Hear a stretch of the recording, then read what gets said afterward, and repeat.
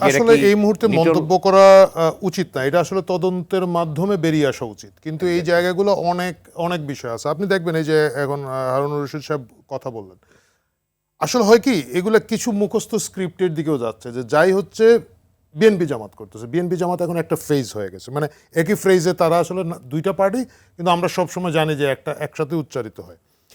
এর বাইরেও কিন্তু সাবেক জামাতিদের সংগঠনগুলো আছে, সাবেক বিএনপি আলাদের সংগঠন আছে, এরা কিন্তু সাবেক না, এরা অফিসিয়ালি সাবেক। কিন্তু মানে যে লোক জামাতে একবার ঢুকছে সে কিন্তু জামাত থেকে বেরোয় না, সে এখন বিভিন্ন মুখোশ লাগিয়ে বিভিন্ন এটা বিভিন্নভাবে চেষ্টা করা হয়েছে। মানে জামাত তো একবার মুক্তিযুদ্ধ সংগঠনও করেছিল। সো এই কাহিনীগুলো আছে।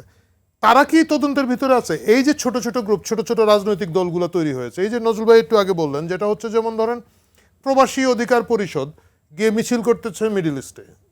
আপনি যখন শুধুমাত্র বিএনপি ধরছেন এবং জামাত ধরছেন, শুধুমাত্র অফিসিয়াল ফেসগুলো ধরছেন, আপনি কিন্তু এই পেরিফেরির যে ক্ষুদ্র এন্টিটিগুলো তৈরি করেছে তারা, এগুলাকে কিন্তু আপনি ইগনোর করে যাচ্ছেন।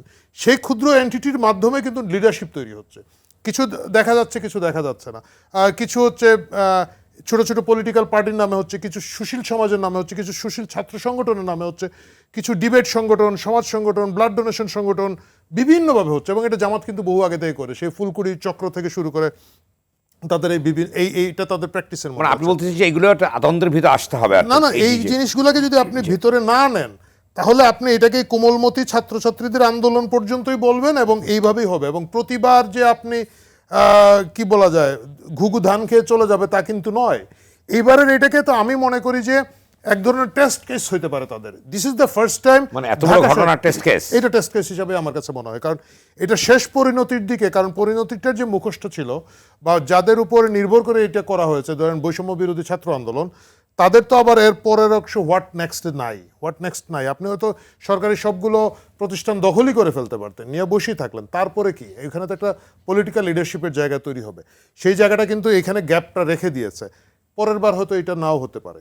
আপনি এটা মনে রাখতে হবে, 14 সালে নির্বাচনের আগে এবং তৎপরবর্তীতে যে ঘটনাগুলো ঘটেছে, বা 13 সালের গণজাগরণ মঞ্চের আগে যে জামাত শিবিরের তাদের রাজাকারদের বাঁচানোর জন্য যে বিধ্বংসী আন্দোলনগুলো হয়েছে বা হেফাজতের আন্দোলনটা, এগুলো কিন্তু ঢাকা শহরকে ক্ষতিগ্রস্ত করতে পারে নাই ওইভাবে। মানে নিয়ন্ত্রণের ক্ষেত্রে যদি বলি, হেফাজত কয়েক লক্ষ লোক নিয়ে এসেও তো ঢাকা শহরে ডেমনস্ট্রেট করেছে, ভাঙচুর করেছে, জ্বালাপুড়া সব করেছে। নিয়ন্ত্রণ বলতে যে জিনিসটা, সেটা কিন্তু প্রতিষ্ঠা করতে পারে না শাপলা চত্বরের বাইরে।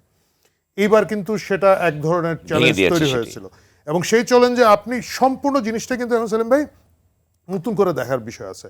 আপনি এই যে আওয়ামী লীগ এখন জর্জ ভাইদেরকে যে করে বলতেছে, তাদের লিডারশিপের প্রশ্ন করা উচিত আছে যে এই লিডারশিপ 20 বছর আগের লিডারশিপ, 10 বছর আগের লিডারশিপ আর এখনকার এই যুগের লিডারশিপ, জেন আলফার সাথে ডিল করার লিডারশিপ, একই লিডারশিপ থাকবে কিনা না, একই চিন্তাভাবনা থাকবে কিনা না।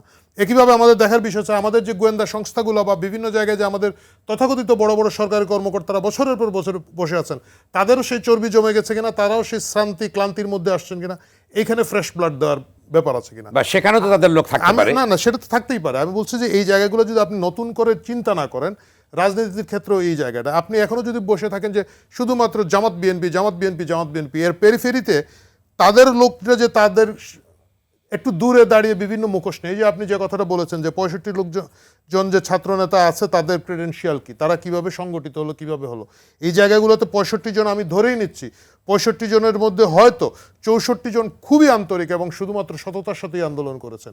কিন্তু এদেরকে মোটিভেট করার জন্য যদি 64 জনের সাথে একজন থেকে থাকেন যার উদ্দেশ্য নিয়ে প্রশ্ন তোলার সুযোগ আছে, সেই প্রশ্নটা কিন্তু খুঁজে বের করতে হবে এবং তুলে ফেলতে হবে।